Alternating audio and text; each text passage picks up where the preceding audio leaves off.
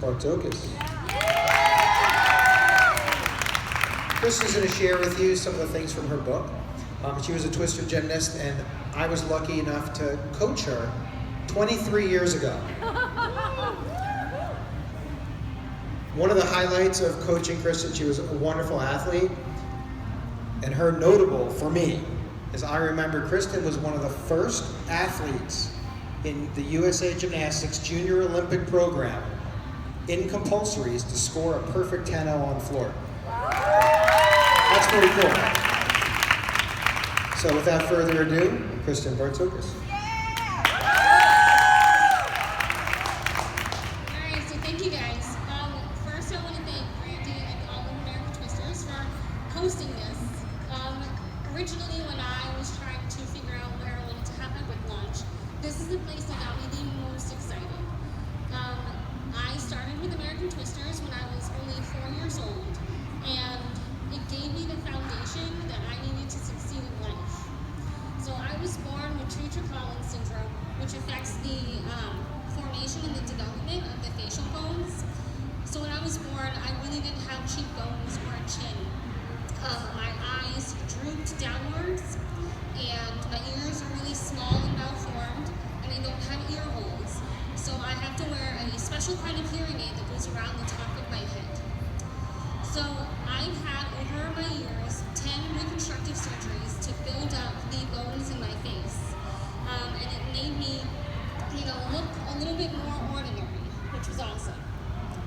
So my syndrome, it definitely gave me some very difficult times, but I chose to look at those moments as just pieces of me and not what defined me.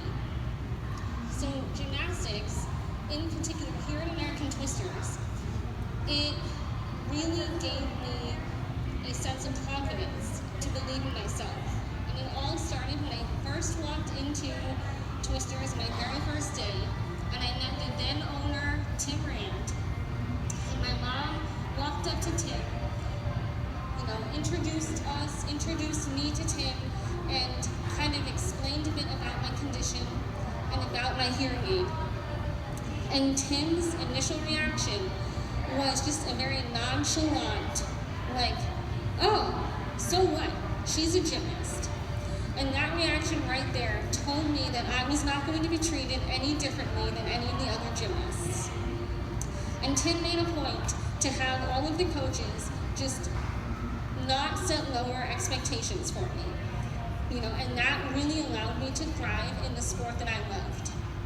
So I can remember a particular time. It was when I was 7 years old, and I had just had one of my reconstructive surgeries. I had been out of the gym for about a month, recuperating, sitting on the couch, but I was really ready to get back to gymnastics and get back to my normal life. So I came into the gym, and it was really evident that I still had, I had faced a traumatic surgery. My eyes were very red and very tender. But when it came time to do our conditioning, my coach at the time did not let me quit. We all had to do 100 sit-ups, and that included me. So what told me, she believed in me. She believed in me enough to make me believe in myself, which was amazing. And I found that with all of the coaches. And as Randy said, he coached me as well. And I'm thrilled that he owns this gym, because he can then kind of pass on that same level of standard to all of you guys. So I know firsthand the kind of wonderful teacher that Randy is, and how he's an inspiration to his students. So, and I think back a lot on everything that he taught me, and how he taught me to do the best that I could. And most importantly, to have respect for others. And that's amazing. So Tim Rand and Randy were two of the most influential people in my life. And so thank you for everything that you've done for me.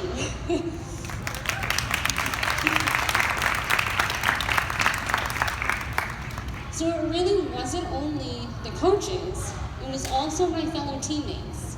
Because when I went out in public, when I wasn't my bubble of school or gymnastics and I went out into public, kids stared at me all the time. But when I was in gymnastics here with my teammates, no one ever questioned why I looked different. And they never commented on my strange sounding voice. And that really showed me that if they accepted me, I accepted me, which was very cool. So whenever any of the new gymnasts came to Twisters, it gave me the confidence to not care what anyone thought of me. And my teammates, because they accepted me, they kind of allowed me to flourish. And they made me not think about my syndrome, not think about my surgeries or my doctor's visits whenever I was at the gym. And when I was at the gym, I was just another gymnast like them. I was just Kristin.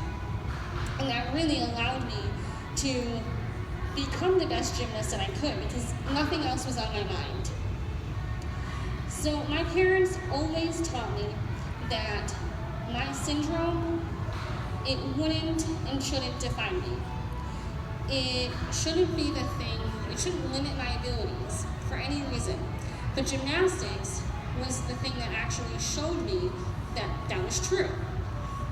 When I started competing, I realized that all of the other coaches and the gymnasts from other gyms and all of their parents, they were not commenting on what I looked like. They weren't questioning my syndrome. They were actually wondering how I was so good and how I was unbeatable year after year. And that was an amazing feeling to know that I was not being judged by the way I looked. Instead, my talent is the thing that made me stand out. So gymnastics really empowered me. It was the thing, it gave me determination. It showed me that determination and that hard work could lead to success. It built lasting friendships, which is awesome, right? And most importantly, it gave me the confidence to believe in myself. It was a confidence that I'm not sure I would have had if I was not a gymnast. Because if I could do that handspring on that 4-inch wide balance beam, I sure as heck could, stand up for what I believed in. I could face any of my challenges. I could, if it was a bully, someone saying some really hateful words, I could face it. If it was my surgeries, no problem, I got this. And if it was just, even now, any new situation, I know that I can handle it because of gymnastics. So my book is called Diary of a Beautiful Disaster. And in it, I illustrate what life was like to grow up with a facial anomaly. I not only kind of detail what each of the surgeries was like, but also I talk about the qualities that I needed to adapt in order to succeed in my life. So the story is definitely a roller coaster. It's got a lot of ups and a lot of downs. It talks about my failures and my triumphs. And gymnastics is only a fraction of my story, but it is the thing that, probably one of the most important details that defines my life. Because without it, I would not be who I am today. So now I'm just going to read a little bit of the book for you, and I'm actually going to sit down because it's easier. So, my emotional strength has allowed me to live an ordinary life, but that attitude has been greatly enhanced by another asset I possess, which has done more for my confidence than perhaps anything else that has ever touched me, and that is my athletic ability. More than any other attribute I may possess, I believe it is my physical strength and abilities that have allowed me to live a life with endless possibilities. When you live life without limitations, you rarely question whether anything can be possible.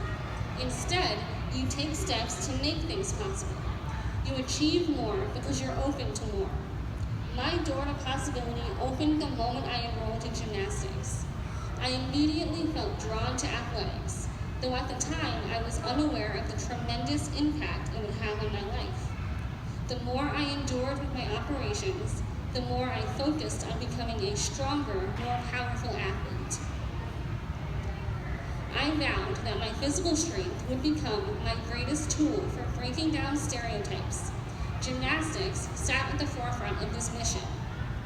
My coaches treated me as equal to my peers right from the start. They would acknowledge my recent surgeries, but push me to my limits nonetheless. They recognized my abilities and understood that I wouldn't have been allowed back to practice if my doctor didn't think my body could handle the hard work. When I wanted to slack off during sit-ups, my coaches encouraged me to reach the limit like the rest of the team. If they saw me struggling, they would have backed off, but they never had to.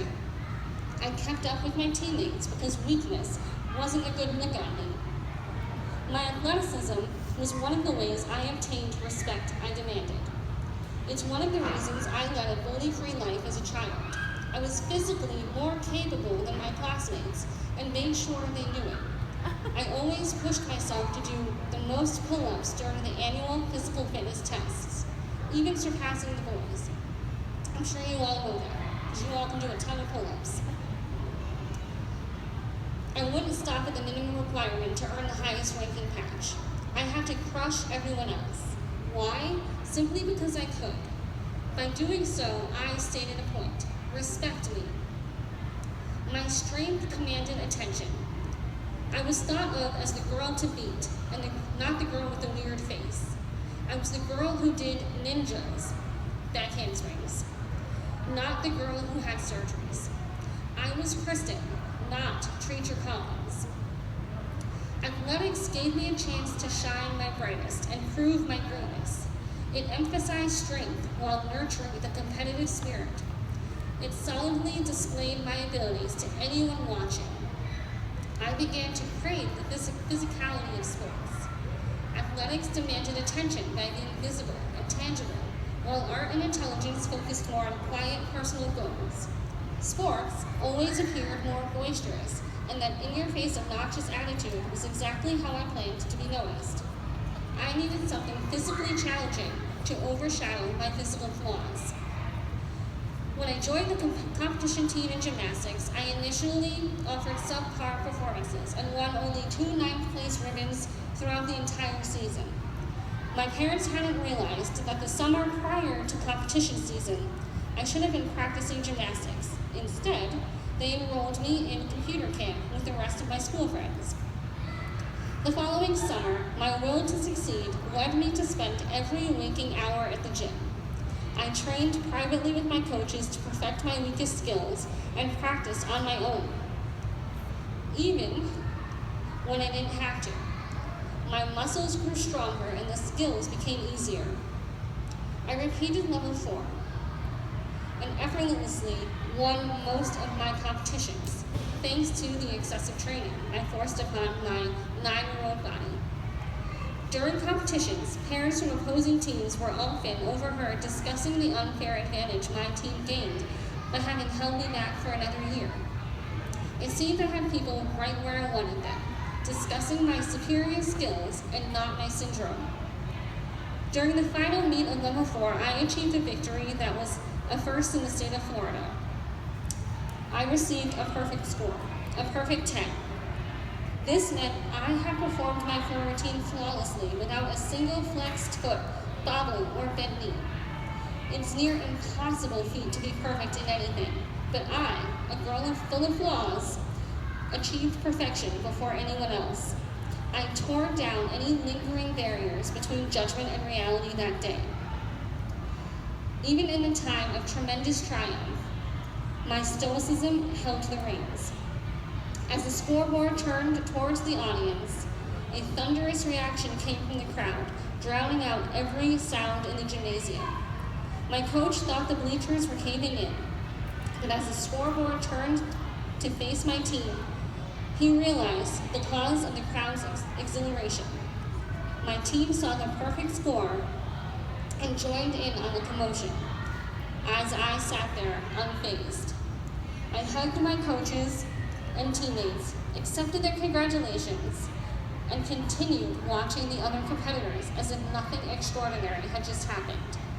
I was humbled, yet simultaneously aware that I'd always considered perfection attainable.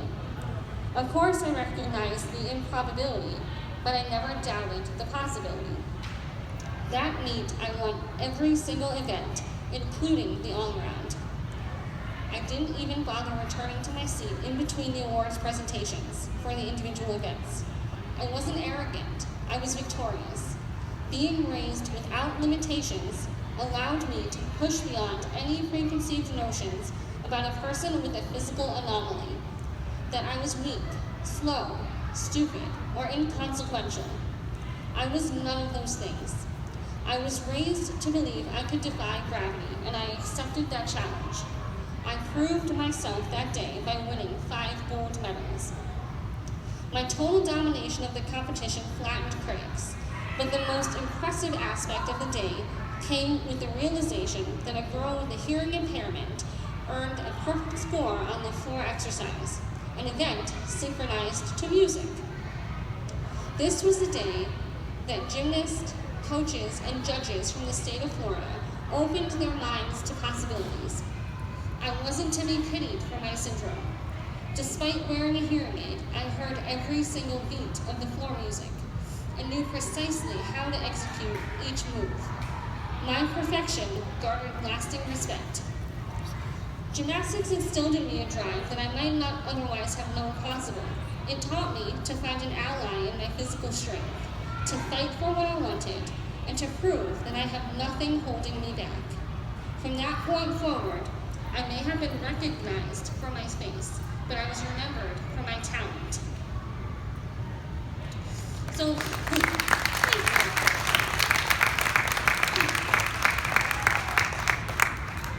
So my advice to all of you is to know who you are and never forget who you are. Never quit, and always, always choose strong.